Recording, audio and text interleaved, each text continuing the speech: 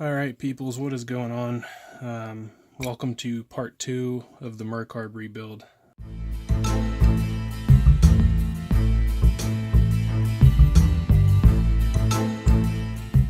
Let me just catch you up on where I'm at. So, what I did is I took the carb, basically ran it through, or cleaned it with some degreaser, then sprayed it down with basically 3 entire cans of carb cleaner, sprayed it through all the small ports on the bottom half and also in the inside of the top half, basically anything that was a small port. Took the little straw that comes on the carb cleaner and sprayed it till I saw it coming out the other side. Ran it through each one of those for a little bit and kind of called it good, then gave it another good rinsing and blew it out with compressed air.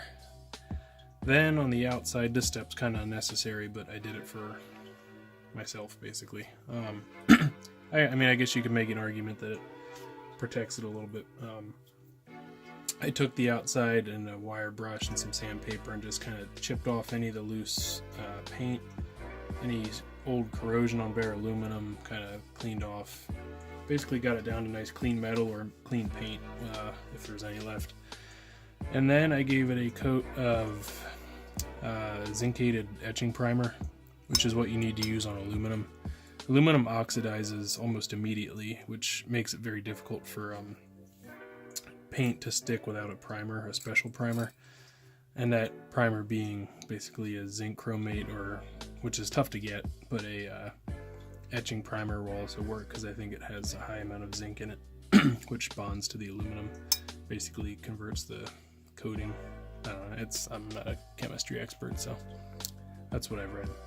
So I did that. Came out pretty good, I think. It's nice and shiny. Used that Rust-Oleum black engine enamel. Used it before, works pretty well. I gave it a few days to kind of harden up on me, so I'm not afraid of kind of working with this thing now. So I got everything back on the bench, nice new clean paper towels, and I'm going to begin the assembly process.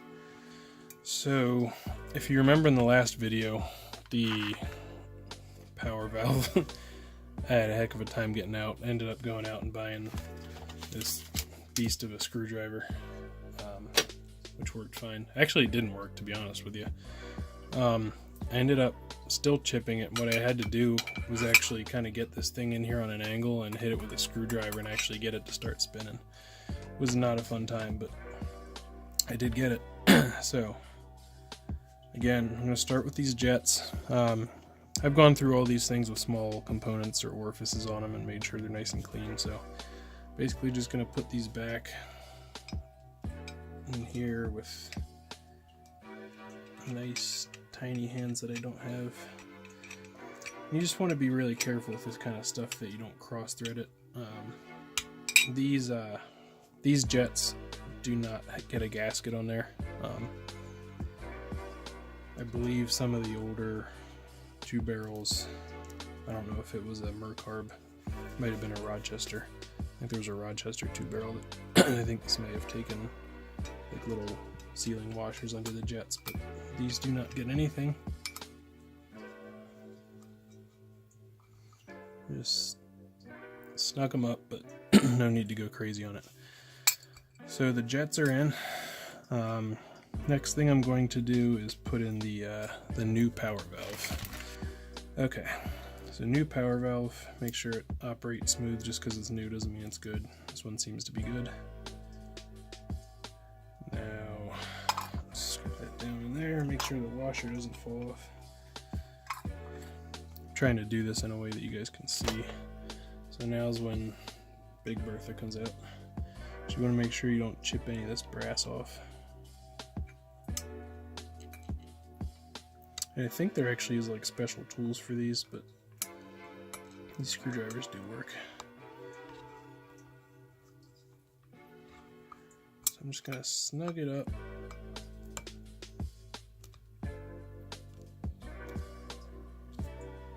Alright, so recap. Got the new power valve installed. Both jets are back in. Now, I think I'm going to move on to the accelerator pump return spring, which I did not get a new one of. So this is the old one. It just kind of drops down in there. And it fits down in a small kind of recess in there. Now it's not sitting straight. I don't know if that matters, but let me check. I feel like it was in there pretty straight before, so again, not sure if it matters, but do what I can. There we go. That's pretty good. Sorry, couldn't see that. So this spring down in here, I just kind of took a screwdriver that fits inside and just kind of made sure it's seated down nice and evenly. So now you can see it's pretty much centered in that hole. Okay. So next, ooh, gotta be careful. I got little ball bearings rolling around over here. Make sure I don't lose those. A really small E-clip. So that bag is empty, so I'm just gonna move it over out of the way. Let's see. So next, I believe I'll put this in, which I think from my research after the last video I found out was called a main discharge or something along those lines.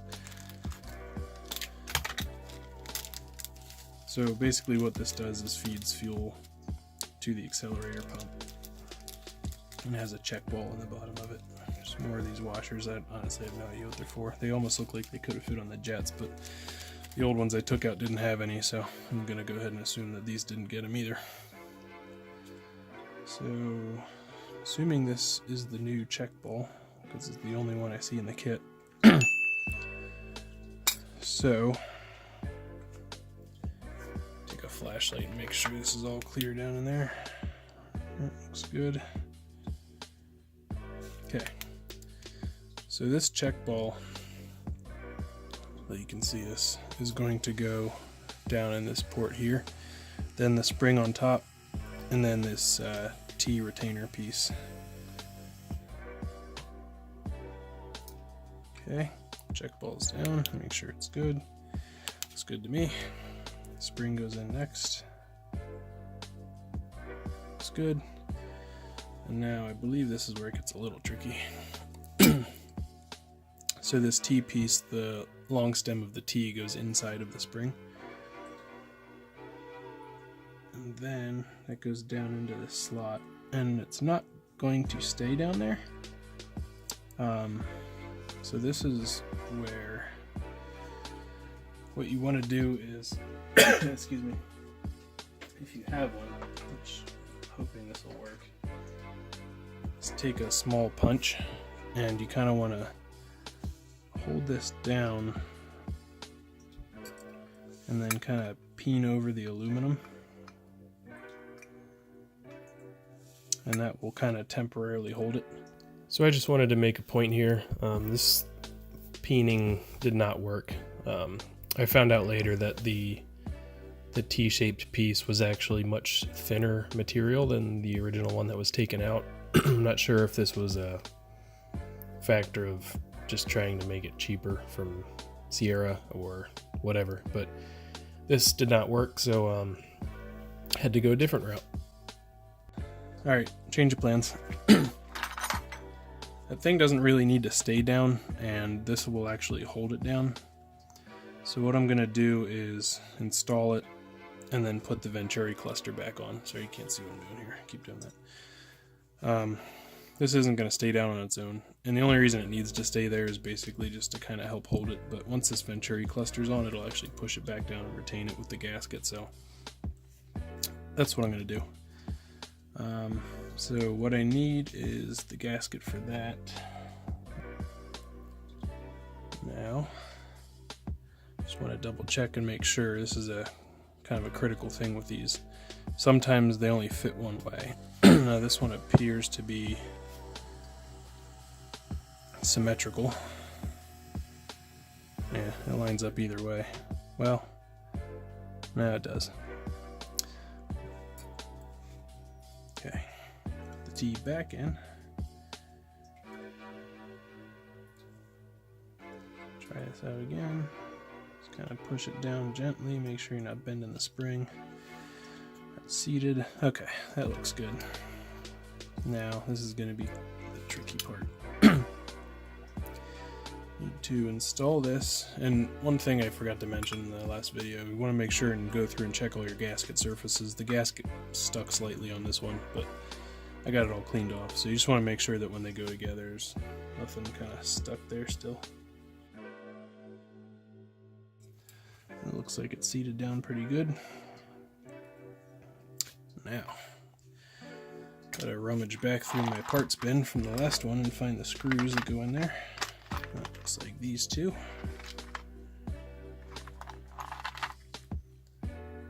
Again, these just, actually, you know what? One second. Product placement. This stuff is great for sealing threads, keeping corrosion off of threads. It's basically better than anti-seize. Pretty much use it on anything. It's kind of like the Frank's hot sauce of boats. So I'm just going to paint a little bit of this on the threads. And basically what this is going to do is, this doesn't need to be sealed, but it will prevent the screws from ever kind of sticking down the road. So it basically goes into those threads and kind of prevents kind of an anti-corrosion interface, if that makes any sense. So I'm just going to snug this up to make sure this thing's not going to move on me. I'm not going to go tight with it yet. I want to make sure all 3 screws are in before I start tightening down on anything. Make sure nothing gets kind of cocked over sideways. So, anti-seize on that one, or thread sealant, whatever you want to call it. Alright, screwdriver, tighten that one up a little.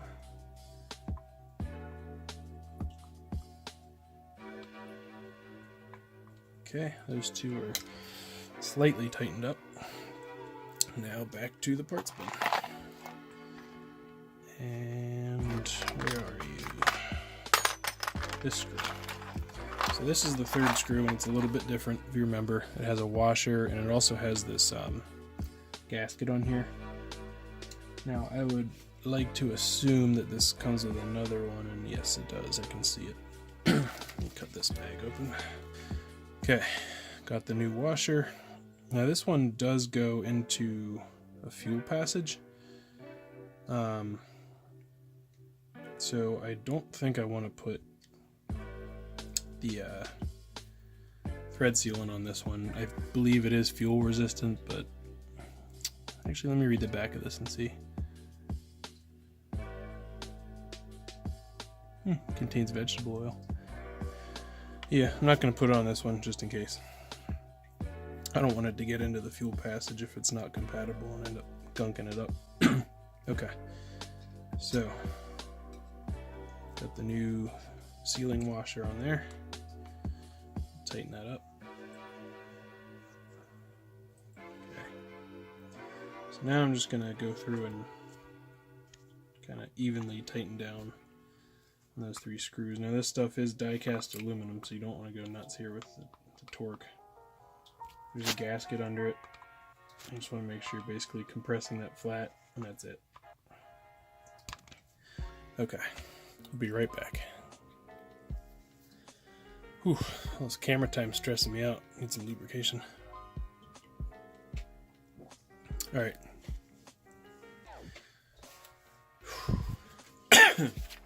So I just forgot I didn't have this down here. I went upstairs and grabbed the Bible. The service manual for this carburetor. I just wanted to double check and see if there's any specific torque values on this stuff that I've been installing so far. I actually don't have an inch-pound torque wrench, but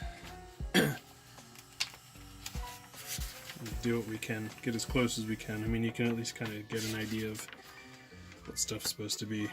Okay, so they don't actually have torque specs on anything internal to the carburetor. All they have is carburetor manifold, fuel line to carburetor, and fuel inlet filter nut. So that would be this thing. So that's the only thing they have a torque spec on. Okay, so we can ignore that for now. We'll refer back to that when we start setting float levels and all that kind of stuff. Alright, so let's just recap. for my own sanity. We have the power valve installed, check. Primary jets installed, check.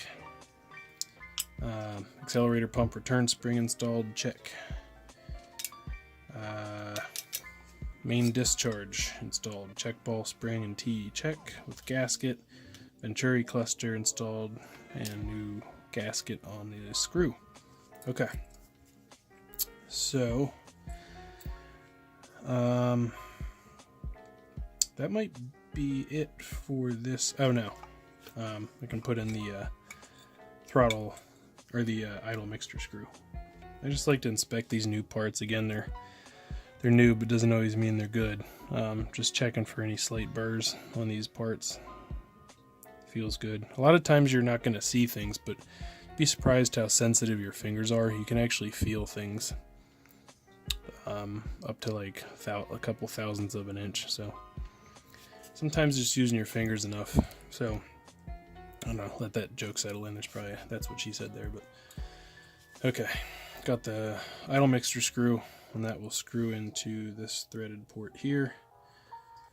And I'm just gonna go hand tight. Now eventually this will seat. I don't know if I'll get there by hand with the spring pressure or not, but okay. It feels like it's seated there. I can look in here. Yeah, so I can actually see, I don't know if you can, the tip of the needle there, which is basically seating on the inside of that bore. So just go hand tight. You don't want to torque down on it because that'll actually damage the seat or the needle. And let's refer to this.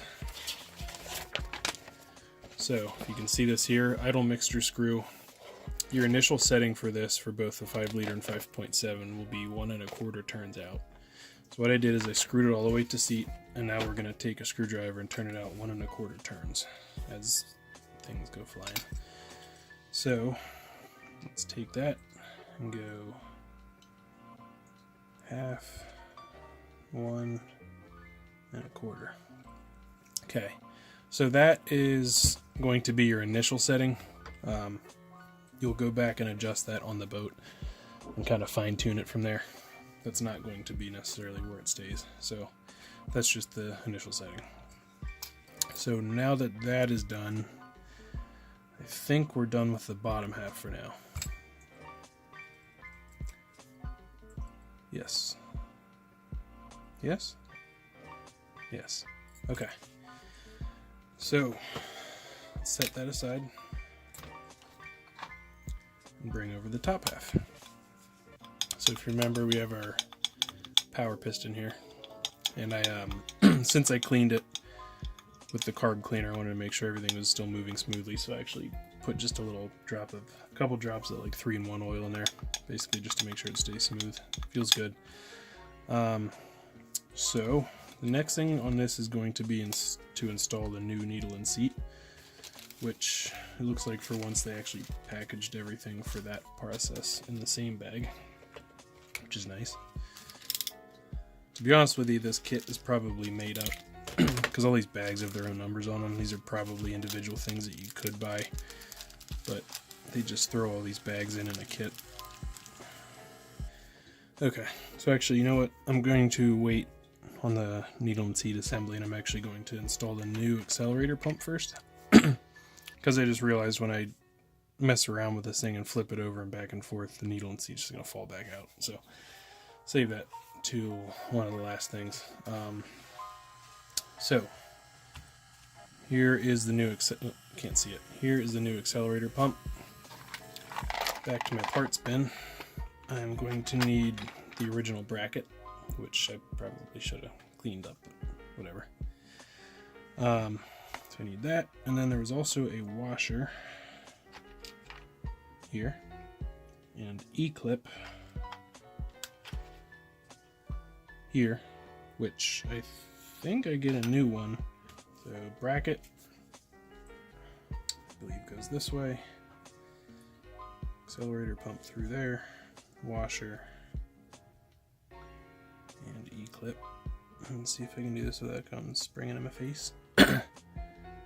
Oh, you know what? I don't know why I'm doing that. I need to Oh, that's right.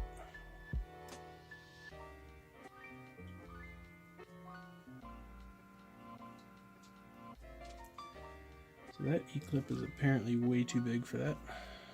So, looks like I will be reusing the original.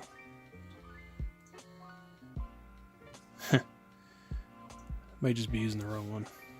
This one came with other E-clips, but these are like super small. They just didn't look like they could possibly be right, but maybe they actually are. Oop. Might be why they give you two, because God knows where that just went. Okay. So yeah, I guess you just got to use the right parts. Okay, got the assembly put together. So if you can see that. New accelerator pump, original bracket, original washer, and new E-clip. Okay, so apparently there's two bigger E-clips. Oh, I remember. That was holding the throttle linkage together. Okay. Alright. Okay. Sorry, I'm back. So, got my, yeah, what is this called?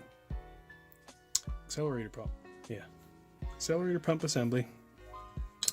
I got the linkage that it goes on, which goes through this hole on the side of the air horn assembly. If you can get it to go through. Oops. And this has a flat on the shaft, which can only go on this bracket like that one way. So you can't really screw that up.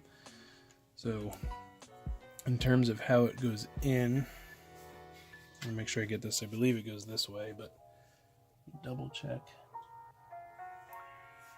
Yeah, looks like it goes that way.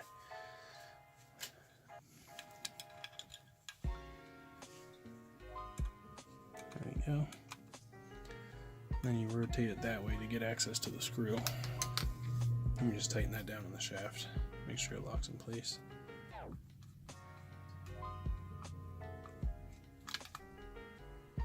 And just snug it up.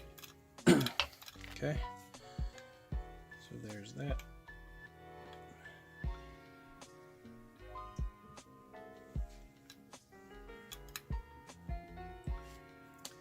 I noticed that that's actually tough to turn, and now what I just realized, it's actually rubbing on the side here, so it looks like you kind of have to get that in the right kind of lateral location.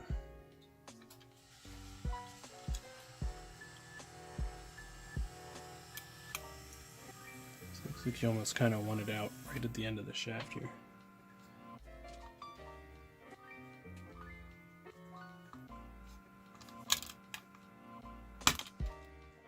Okay, yeah, that's better.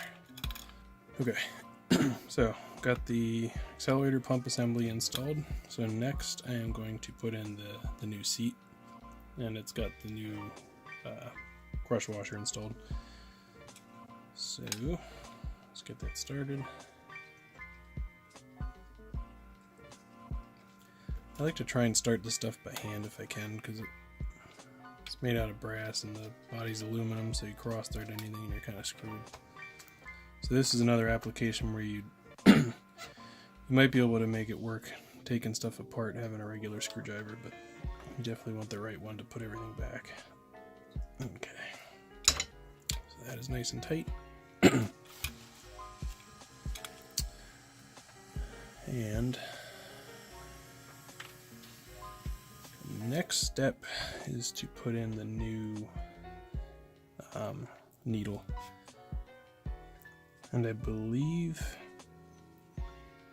yeah, so we don't use this. This is yeah, so there is two different kind of assemblies here. One of these you don't use the spring, you put that pin in there and it basically is just a hard adjustment. And then the way I took mine apart had the spring-loaded needle. And if you look in the service manual, there's actually information on both, how to install them. But this is how mine was. Alright, so now I'm going to install the needle assembly. So I took the new spring, the new pin, and the new needle, and assembled them like that. And this basically just drops right in the new seat. Then I need to reinstall the baffle here.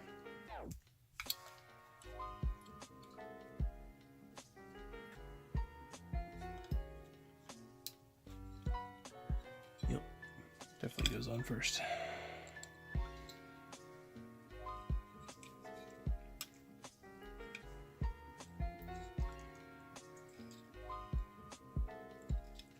Okay. Just take a little screwdriver here. And there's like these little flanges that stick down. I just want to make sure they're kind of seated down the whole way. And just make sure that these holes line up. So that one is a little bit off, but it looks like the pin will still go through. Okay. Gasket back on.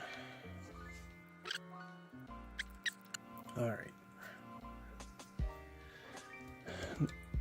Now we need to install the float, and like I said, I'm actually replacing the float on mine.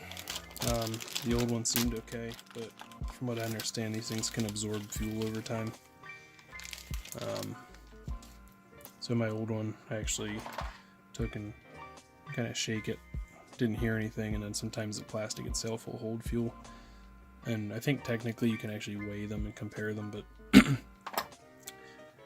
I'm just replacing it, so I don't need to bother.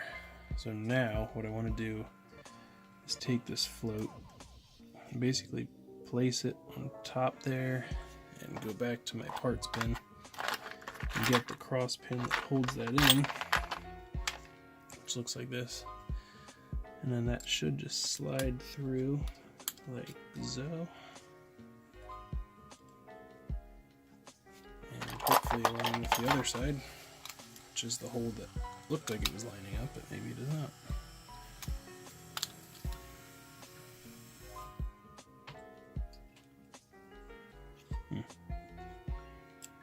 Alright, give me 1 second. I need to mess with this baffle.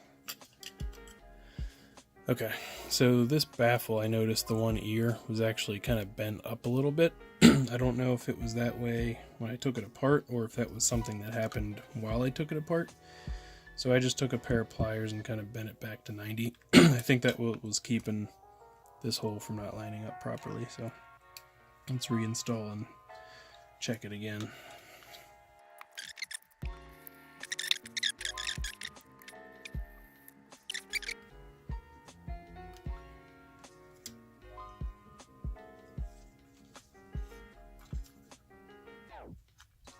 There we go. Okay. Okay, so here's something I just learned that made me happy I kept the old float around.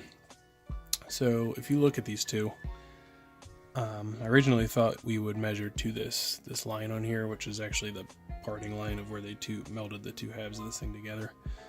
But actually on the stock float, there's these little dots, which actually are in the service manual. They show you those specific dots. And that's actually what you measure to, is this lower dot here. So I was actually measuring to the wrong spot. So what I'm actually going to do is I'll take a Sharpie and kind of transfer where that is over to the new floats to make sure I'm measuring to the right spot. So let me grab a Sharpie and do that real quick.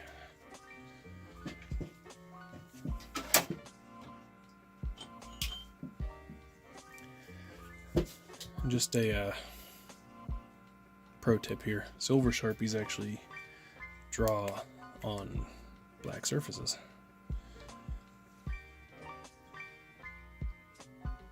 That's basically right at the middle of that radius. So right there. Let me mark this one so you can see what point I'm talking about, in case that doesn't show up on video. See those? It's basically the same spot. Okay. I'm not sure if this needs to be like ridiculously accurate, but that seems close enough for me. So with this upside down from the gasket surface, that is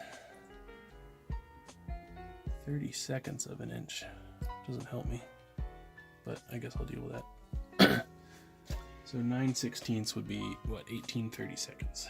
So I'm still way too high. Okay, sorry about that. I had to find my super girly purple needle nose pliers to make this adjustment. So let me see if I can rig this up here. It's kind of a pain to sit upside down, so I'm actually thinking, what if I put this stud down in the spool wire? Oh wait, that doesn't go the whole way through. Man, thought I had a good idea. Maybe I can just set it in the bottom of this. Better than nothing. Okay. So I can get this in focus. So what I'm going to do is just slightly try and bend this. Okay, so I put a slight bend in there. And we'll just recheck.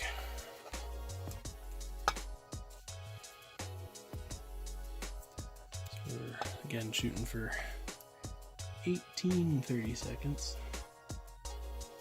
Nope. Oh wait. Yeah, I gotta remember to measure that right dot. So I actually went just a hair too far. That is right about 16 or 17. Okay. So let's see if we can't bend it back a little bit. Check again. I just kind of like to give it a little doing, make sure it's not hung up on anything. Okay, that looks pretty good right there. Yep, right on 18. Cool. Alright, so now that the float level is set, now we check the float drop. And in order to do this, this will have to be upside down, which means you're not really going to be able to see what in the world I'm doing. So, float drop is 1 3/30 seconds, and again measuring to the same point from the gasket surface. There it is. So, 1 3/30 seconds. Good news is we're already calibrated to 30 seconds with our measure here. So, looks like we're right at 1. So I need to come down another 3/30 seconds. And in order to make that adjustment, there's actually a tang back here. It's a fun word to say, tang. Right here that actually hits on this aluminum surface, and that's what actually dictates the amount of drop. So actually, if you think about that, if the drop is not enough because that's hitting too early, you basically need to kick it out more. So we'll do just that. So I'm going to grab it back here with the pliers, and it isn't going to be much of an adjustment. Let's see how much I did. That may have actually been too much. Alright, spin it around. Make sure it's still moving freely. And, yep, too much. That's 6/30 seconds. So let's just bend it back in, hopefully. See if that was enough. So this is just trial and error. I mean, it's simple. It can just get a little time consuming. And again, make sure you're measuring with the gasket on here, because that gasket thickness is supposed to be accounted for with this measurement. Okay, so right there we're at 4/30 seconds. So I'm probably splitting hairs here, but I'm gonna go for the gold. See if we can get it right on the money.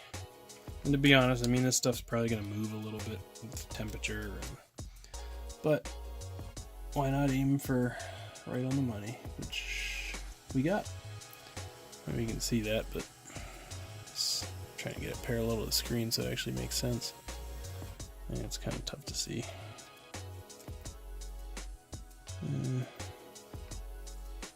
1 3/30 seconds. I don't know. It's good. I just don't know if it's showing up on camera. Okay. So that is the float and new needle and seat installed.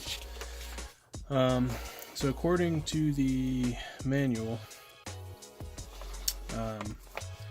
next thing you want to do is basically just kind of go through and recheck. So now that we bent that tang and we know the float drop's good, you just want to go back and make sure you didn't affect the float level. So float drop is right on the money. So now when we go back and check float level, as long as you bend in those two different areas, it shouldn't change. But You just want to go back and make sure. And actually, it's a little on the high side. It's almost 20, so I'm actually going to readjust that. Now we can move on. So what we want to do is we're going to place the top assembly, which is the air horn assembly, back on the lower part. So we have our gasket already there, so we basically just want to kind of orient this thing correctly, and just, this is going to be hard to show on camera, but basically all you're checking to make sure is everything kind of goes together smoothly, making sure that your new accelerator pump drops in the tube that it's meant to go in. So I'm just going to go for it. You're going to have to take my word that that's what you need to do. You're going to feel some resistance, and what that is the return spring on the accelerator pump kind of pushing back. You'll feel it go. Okay, so that is the two halves basically together. Just kind of take a peek around, make sure your gasket's lined up. You don't want to see any pieces sticking out or misaligned. It looks good to me so far. So at this point, I think we just go back and place our screws in, which this should kind of stay. Let me clear out some of this stuff. It's getting a ridiculous amount of stuff in the way. I can't even get the part in the camera. There. Okay. So this will kind of stay. That return spring on the accelerator pump's kind of fighting you, but it'll pretty much stay. So now we're going to go back to these screws that hold the halves together. And if you remember correctly, there was, I got kind of some of these mixed up here. These are for the choke. Put this back in the bin. So these screws here are the ones that hold the top half to the bottom half. And this is a case where I am going to put more of this Permatex aviation sealant on.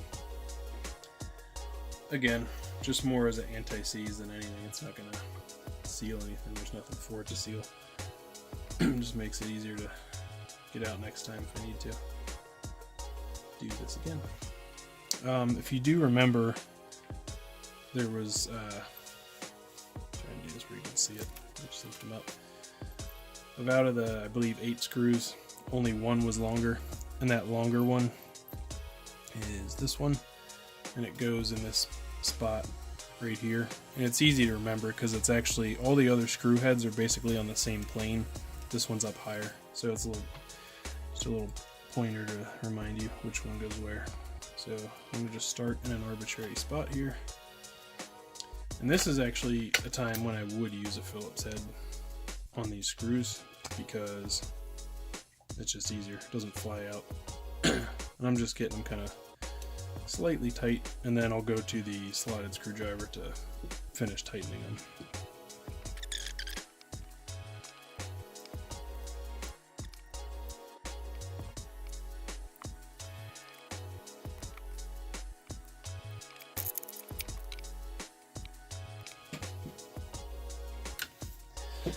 Alright, so got all the screws installed. I'm just going to go around and finish them off with a flat head.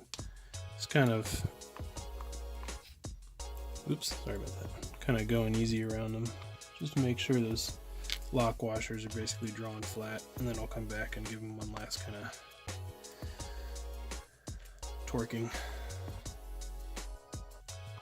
With this stuff, again, there's a gasket in there, so it doesn't need to be like crazy ridiculous tight, but you know, enough. Use your judgment.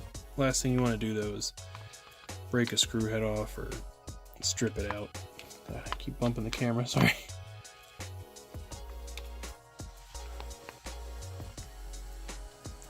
Gotta remember, these things weren't that hard to get out when you took it apart, and they've been sitting in there for how long, so should be a good indication of the fact that these don't need to be crazy tight. Alright, so that is all 8 screws installed, including the long one here. Now that that is done, I believe the next thing is going to be going through and reinstalling the linkages. And that is the part where my brain blows up because I can never remember how this crap goes together. So, oh boy.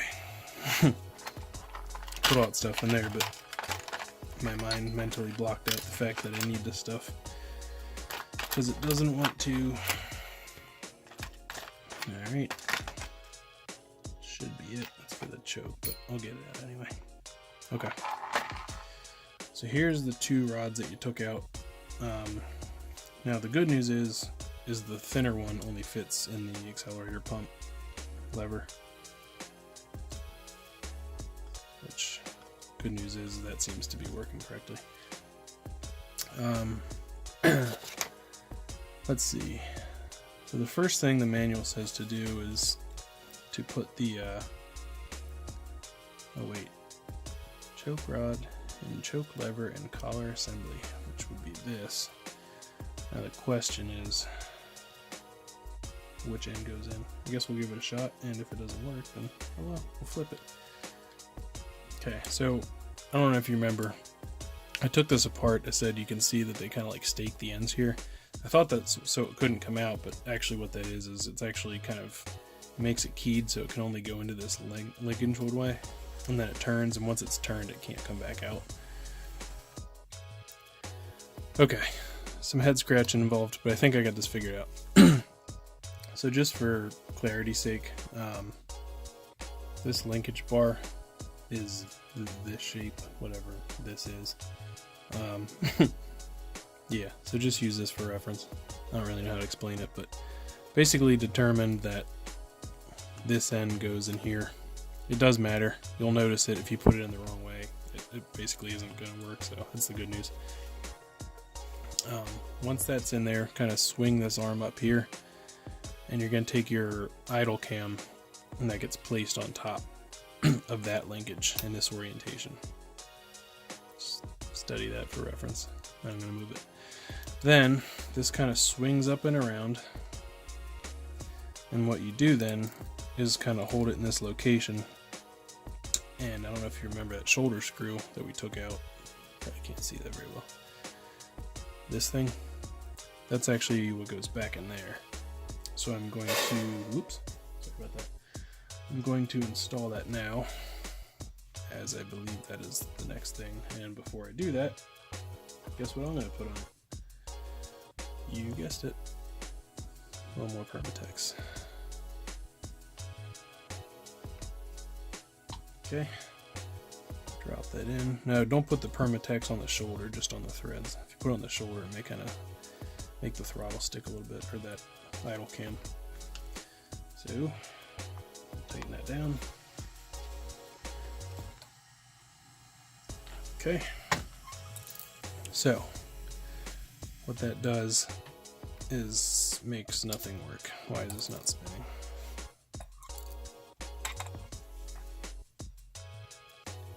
Oh, that's why. Because I tightened the shoulder screw on the idle cam. It actually didn't go in the hole that it fits in. There we go. So make sure when you tighten that the shoulder is actually through the hole. Okay. There we go. So that's moving freely as it should. Okay. So I got that linkage installed. The next thing is going to be installing the the accelerator pump linkage, which is this piece. If you'll notice, there's actually 3 holes in this linkage, and I believe you can adjust that depending on if you're not getting enough fuel at higher RPMs. I forget what the process or procedure is for that. I'll explain it later if I come across it in the manual here. But so what you want to do with this is, I believe this goes in this orientation. I'm going to put this in the middle for now, just because that's where it was on the carb originally. I'll do an update to this video if I find out that there's a different setting procedure, but we'll put it there for now. So once that's in, this thing will swing around that way. And I believe that goes in here. No. Nope. Yep, no. Oh. Gotta activate the accelerator pump slightly. Okay, so I see what that's actually doing now. So depending on where you put that, that'll actually change the stroke of the accelerator pump. Put that in there, and now there is a, so that's where that old style C-clip was. I don't know if I still have it in here. I can show you this one. So that is going to get replaced by this. Yay. So accelerator pump linkage is in. Now we are going to put the choke housing back on, which is on the other side. So this is the choke housing. I actually need this box again because there's a new gasket that goes on here. Okay, this appears to be the right one. Looks like they give you two. Yeah, that's right. Okay, so there's an alignment dowel here. You can see that, and that basically goes in right here, so you can't put it on upside down.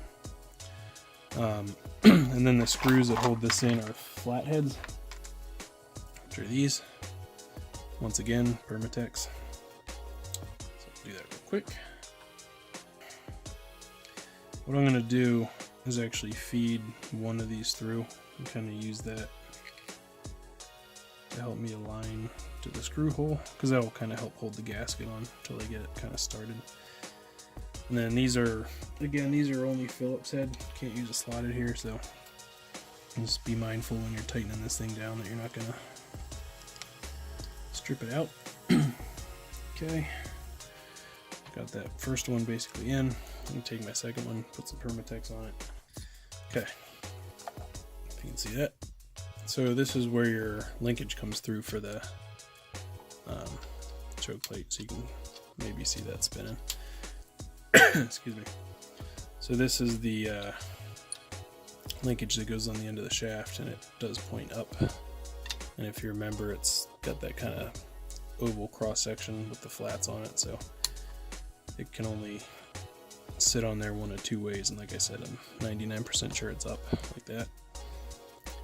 So you just kind of get that on there as much as you can. And if you recall, this screw got mangled pretty good and solid when I was trying to get it out, and I ended up having to use the vice grips to get it. So what I did is I actually found a replacement screw and I put a lock washer and a washer on the end of it.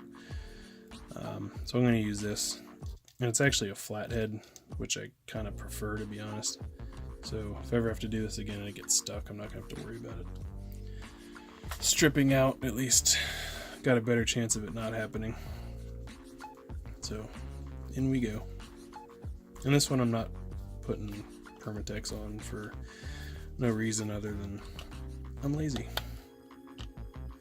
So you don't want to go nuts with this, because if you twist it too hard you can actually bend the choke plate, and that's got that lock washer on there, so it really can't go anywhere.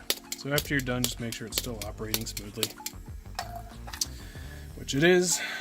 Okay, so the last thing to do is going to be, well, not the last thing, but almost the last thing here, is going to be putting the, I forget, they actually have like a word for this. I can't remember what the heck it's called. It's called like a, not a heater. It's a funny word. Sounds like an HVAC word. Let's see if it says in here. I don't know. Something. So the key here is we're going to follow the installation procedure. So when you put this in, you want to make sure that this hook here is over top of that lever that we just installed. And you want to make sure it's engaged with that lever. And you'll know, because if you put it on and it's not, when you spin this, so you can't see what I'm doing here. If you put this on and you spin this and it's not doing anything to the choke, you'll know it's not correct. But if you put it on and it's hooked as you spin it, oops, as you spin it wrong way. Why is this not working? Should close the choke if I'm not mistaken. Yeah, why didn't it? There we go. Okay. And you'll see there's this kind of witness mark here. So that actually, let me see here.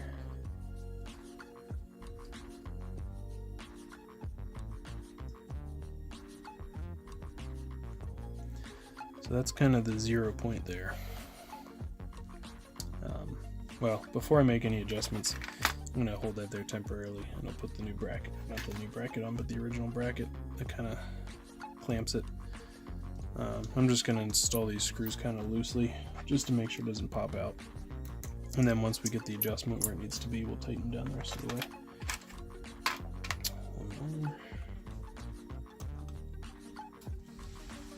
Actually, you know what? I am going to put some Permatex on these, because these ones were actually a little bit rusty. Okay, so I got those screws installed with the Permatex, and according to the manual, they want you to align it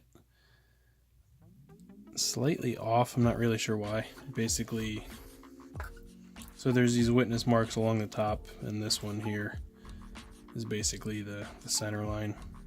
And in the manual, it looks like they basically want you to have it offset between these two teeth, it appears. And I'm guessing that's something that then needs to be dialed in on the motor. And I'm assuming there's a procedure for that. Okay. So it looks like there is 2 things left to do in terms of assembly. One of them is I need to put this back in with the new screen, which is here, and also the new washer. So let's flip this up, pop the spring in. Actually, if I go on the back, yeah, it goes on the back, so that's fine. Pop that in, new washer. Once again, some Permatex, because that was a little rusty last time. So compress that spring down and start threading her in.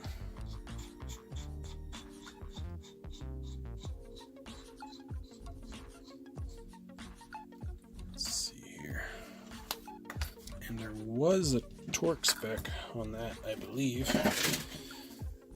And it was, what was it?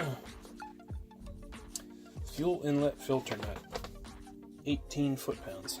Okay.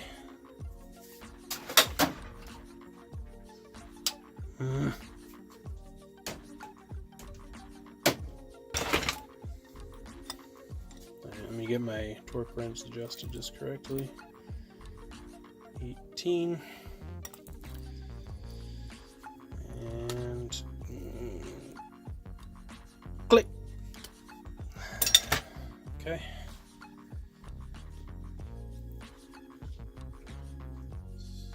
All right. So one last thing to do on the assembly process, and that is going to be reinstalling the idle speed screw. So, idle speed screw. That goes in right here, and that is not part of the kit, which don't know why it would need to be. So basically you get this spring that has kind of a ground flat surface on it, and then this threads in. I don't see any reason to put any Permatex on this because most of it's exposed anyway. It's not much thread there. So there's a little bit of fresh paint in there, but it came right out. Alright guys, this thing is together. I started going through the service manual to check on some of the settings that need to be kind of calibrated for this thing. There's actually way more than I thought there was. I mean, we need to check, let me see here, check the pump rod, choke setting, choke unloader, idle speed and mixture, fast idle speed and mixture. Like, there's a whole bunch of stuff that needs to be done. So I'm actually thinking what I'm going to do, excuse me, what I'm going to do is make a separate video, a third video, I guess, unfortunately, but just to keep this short. I'm going to do a third video on getting all of those settings. And I'll show you what needs to be done in that video, and once that is done, you should have essentially as new of a carb as you're going to get for a Mercarb. Some people will say, I don't want to rebuild a carb, I'm just going to get a new one. Well, the truth of the matter is there's no such thing as a new one. They don't make them anymore. So when you buy a new carb or a rebuilt carb online from a supplier or whatever, this is what you're getting. You're getting a carburetor that they got as a core and refurbished, basically what we just did in this video. So instead of spending, I don't know, probably like $300-400 for a refurb carb, you can spend $40 on a rebuild kit and a few hours in your basement and be in the same boat. You don't have to spend the time I did sanding and cleaning the outside and painting. I mean, if all you're going to do is tear down and rebuild, you can literally do this in a couple hours and be back on the water. So, like I said, next video I will go through all the settings.